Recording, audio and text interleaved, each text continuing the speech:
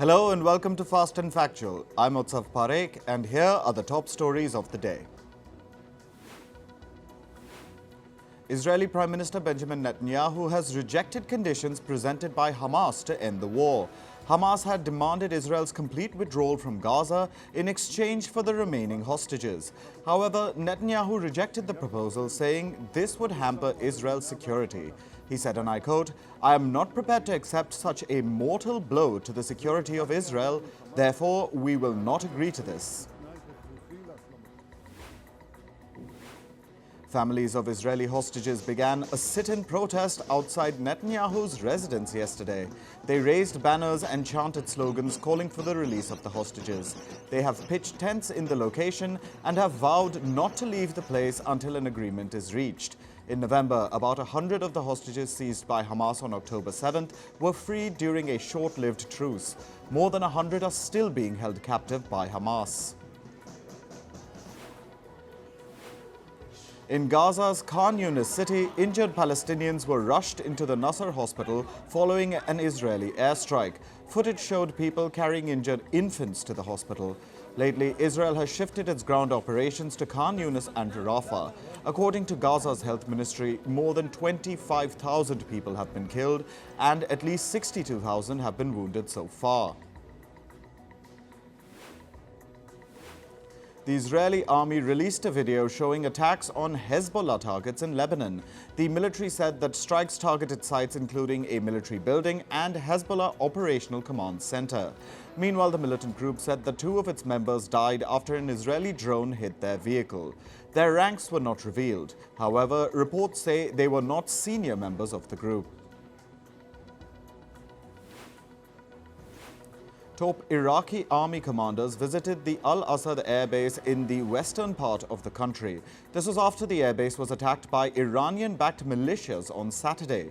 The Iranian-backed militias launched a missile salvo at the base, which is used by the U.S. military. The attack injured some U.S. military personnel. A coalition of militias, calling itself the Islamic Resistance in Iraq, has been attacking U.S. forces in Iraq and Syria since the Israel-Hamas war broke out. An explosion rocked a major gas export terminal in Russia.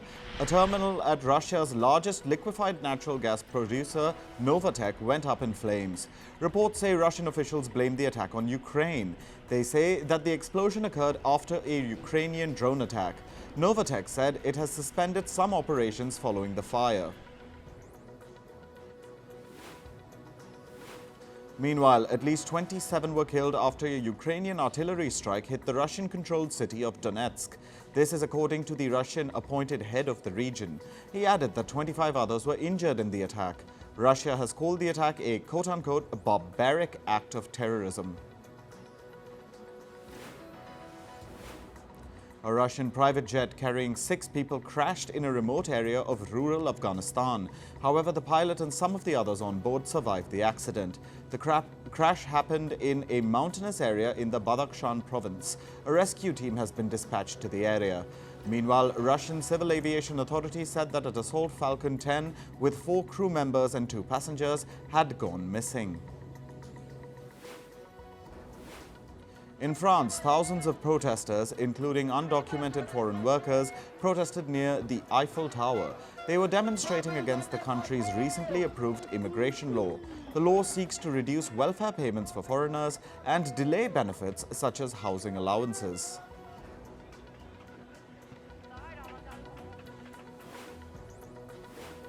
India is opening a major Hindu temple in the holy city of Ayodhya. About 80 chartered flights have landed at the new international airport in the city ahead of the partial opening. An inauguration ceremony conducted by Indian Prime Minister Narendra Modi began at noon.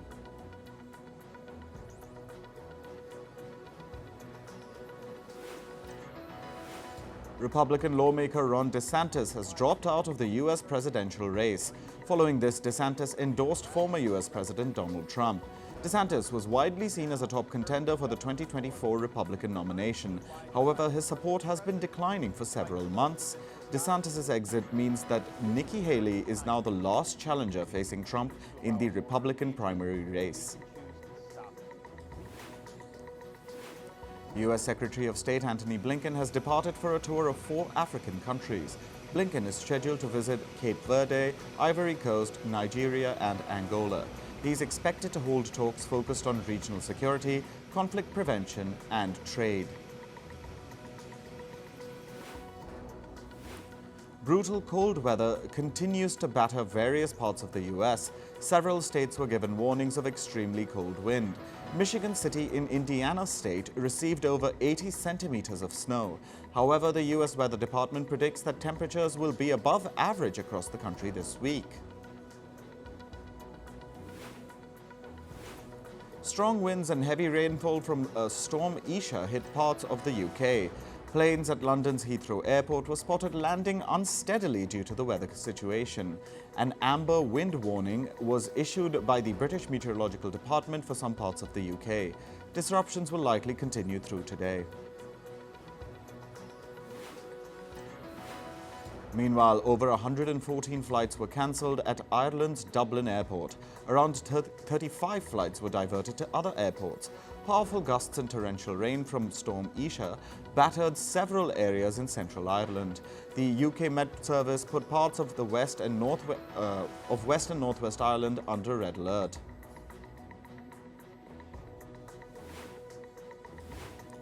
According to reports, at least 47 people were buried under debris after a landslide occurred in southwestern China's mountainous Yunnan province. Over 200 people have been evacuated so far. At least 18 houses have been destroyed by the landslide. The landslide was possibly triggered by extreme snowfall that hit the region.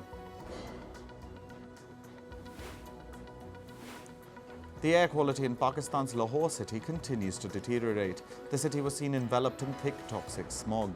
Doctors saw a 100% increase in patients complaining of respiratory illnesses. Year on year, the Pakistani city has been witnessing terrible air quality. Last year, artificial rain was used to deal with the crisis. India's Himachal Pradesh state has been under a dry spell over the past few months. According to the Himachal Pradesh Council of Science, Technology and Environment, this prolonged drought can lead to a water shortage in the summer. The region has not received any snow in December and January. The snow is needed to replenish Himachal's glaciers. Parts of western and southern Australia were hit by a severe heatwave on Sunday. Some areas experienced temperatures exceeding 48 degrees Celsius. According to weather forecasters, the dry conditions may lead to bushfires.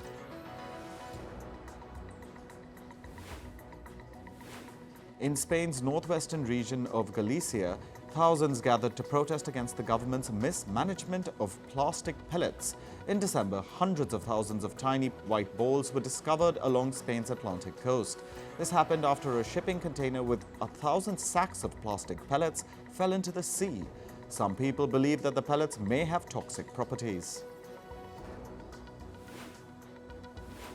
On to business and tech news. Crypto firm Terraform Labs has filed for bankruptcy in the US. The Singapore-based company listed assets and liabilities in the range of $100 to $500 million. Terraform Labs was the company behind the stablecoin Terra USD. In 2022, the collapse of Terra USD roiled cryptocurrency markets. According to a report, US regulators have recently uncovered new manufacturing problems at pharma company Eli Lilly. In July last year, the US Food and Drug Administration inspected Eli Lilly's plant at Branchburg, New Jersey. During its inspections, the FDA detected 8 separate issues. This included problems related to quality control and manufacturing. It also noted Eli Lilly's failure to properly maintain facilities and equipment. The U.S. aviation regulator has recommended checks on the door plugs of some Boeing aircraft. The Federal Aviation Administration has advised operators to check Boeing 737-900ER jets. This is to inspect door plugs to ensure the component is properly secured. Earlier this year, the FAA grounded 171 Boeing 737 MAX 9 planes. This was after a door panel flew off mid-air from one of its aircraft. A pilots' union has voted to strike at Taiwan's EVA Airways. The strike comes over disputes regarding salaries and working conditions. The union has said that EVA has not raised salaries enough. It has also accused the airline of recruiting foreign pilots to fill manpower shortages.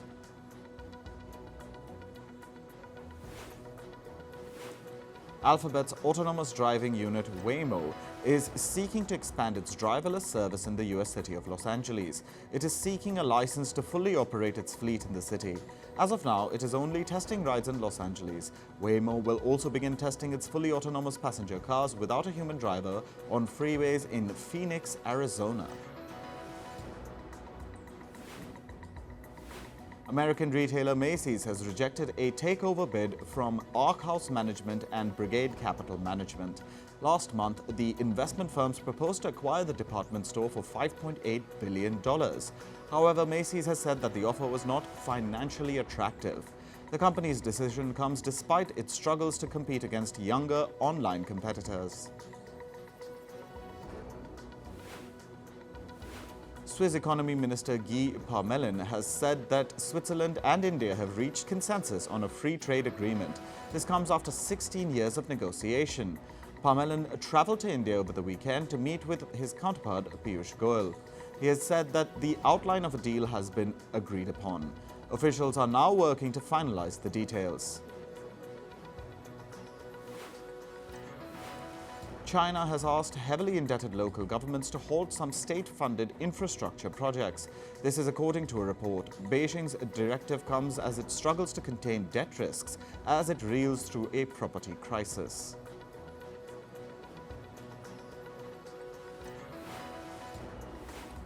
Jensen Huang, the CEO of chip company Nvidia, reportedly visited China earlier this month. Reports say he celebrated the New Year with staff at its offices in Shenzhen, Shanghai and Beijing. It is supposedly his first trip to China in 4 years. His visit came as concerns grow over the US's chip restrictions targeting China.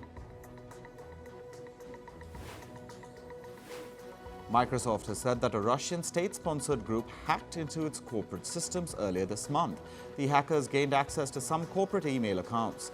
This included emails of the company's senior leadership team. However, the hackers didn't go after customer data or corporate information. Instead, they wanted to know more about what Microsoft knew about them. On to updates from the world of sport. We start with cricket. Indian cricket captain Rohit Sharma began sweating it out at the Nats as India gets ready for a 5-match test series against England. Sharma has been in impeccable form, having scored 2,002 runs in 24 tests with 8 centuries in 36 innings. He's eyeing yet another world record.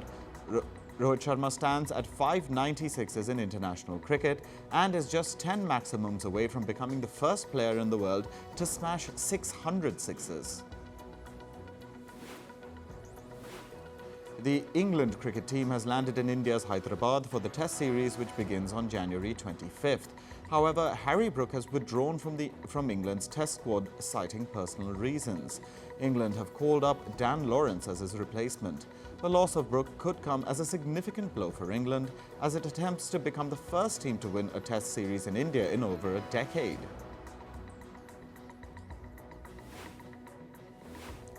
On to tennis now. Ukrainian qualifier Diana Yastremska beat former champion Victoria Azarenka to enter the Australian Open quarter-finals. 23-year-old Yastremska fought off 2 set points in the first set and came from a break down in the second to win 7-6, 6-4 on the Rod Laver court. Elina Svitolina retired in tears from her Australian Open 4th-round match against unseeded Czech player Linda Noskova after 3 games. Svitolina needed a medical timeout 2-0 down in the first set, during which she received treatment on court for her lower back. The 29-year-old attempted to continue, but was not moving freely and appeared to be in discomfort. In football, Mohamed Salah will leave the Egypt squad at the Africa Cup of Nations. Salah is leaving for treatment on a hamstring injury at his club Liverpool. Egypt hopes for Salah to return to the tournament in the Ivory Coast for the semi-finals. Salah had already been ruled out of Egypt's crucial Group B clash against Cape Verde in Abidjan today.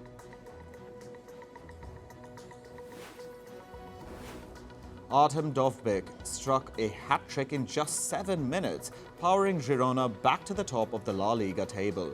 Girona beat Sevilla 5-1 to reclaim the lead. The Catalan club are shock challengers for the Spanish title and lead second-place Real Madrid by a point. Barcelona's Ferran Torres also struck a hat-trick, leading to a thrilling 4-2 win over Real Betis in La Liga. The win keeps the champions in the title race. A double from Torres put Barca ahead, but they surrendered their 2-goal lead, while Felix finished in the 90th minute and Torres netted again. On to badminton. Satwik Sairaj Rankireddy and Chirag Shetty lost the India Open final in 3 hard-fought games against reigning world champions Kang Min-hyuk and Seo Seong-jae. Satwik and Chirag had taken the first game 21-15 in just 17 minutes, but dropped the second 11-21 before an 18-21 loss in the third game. Nikola Jokic scored a season-high 42 points and grabbed 12 rebounds to power the reigning NBA champions Denver Nuggets over Washington 113-104. The Serbian superstar center, a 2-time NBA MVP, made 15 of 20 shots from the floor and 12 of 14 free throws, while adding 8 assists, 3 blocks and a steal against the Wizards.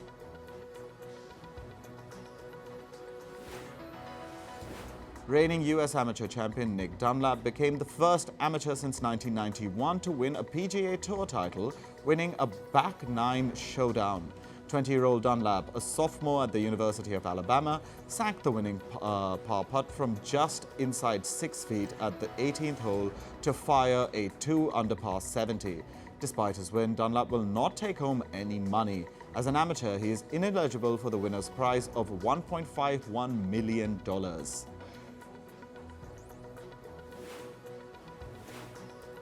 In entertainment news, police officials arrested a man for allegedly lurking around pop star Taylor Swift's New York City house and trying to break in.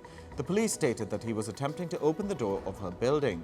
According to reports, neighbors had been monitoring the man for a considerable period of time, and he had been near Taylor Swift's residence for several weeks. Musicians Travis Scott, Luke Combs and Burna Boy will be performing at the 66th Annual Grammy Awards. They'll be joining artists like Dua Lipa and Billie Eilish. The Grammy Awards will take place on the 4th of February in Los Angeles.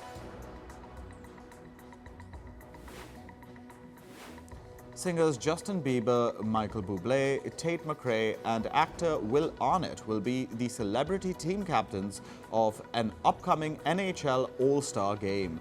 The jerseys, which the players will wear, have been designed by Justin Bieber's fashion house.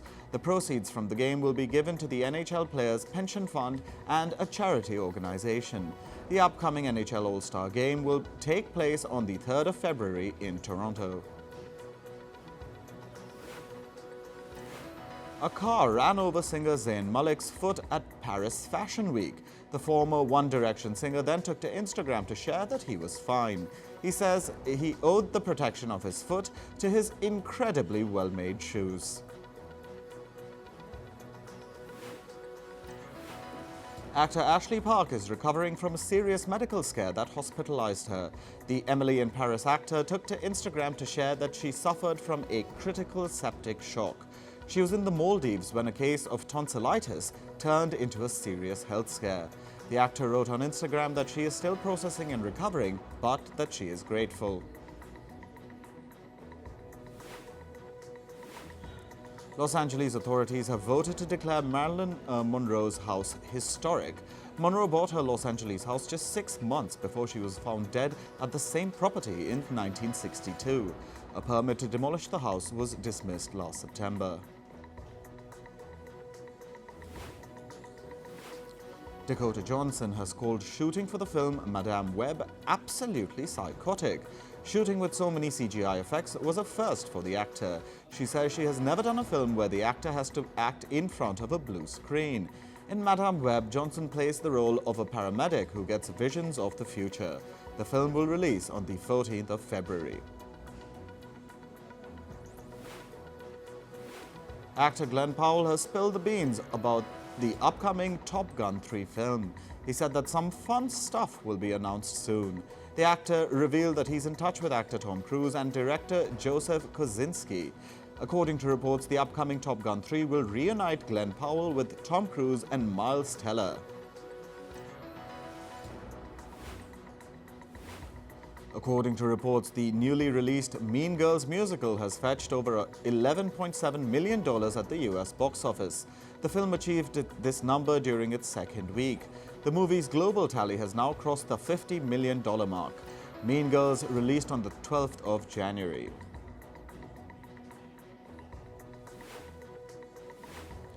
Actor Nicole Kidman has stated that work on Season 3 of Big Little Lies has started. She revealed that they are following a timeline. Reese Witherspoon had confirmed the show's return in early January.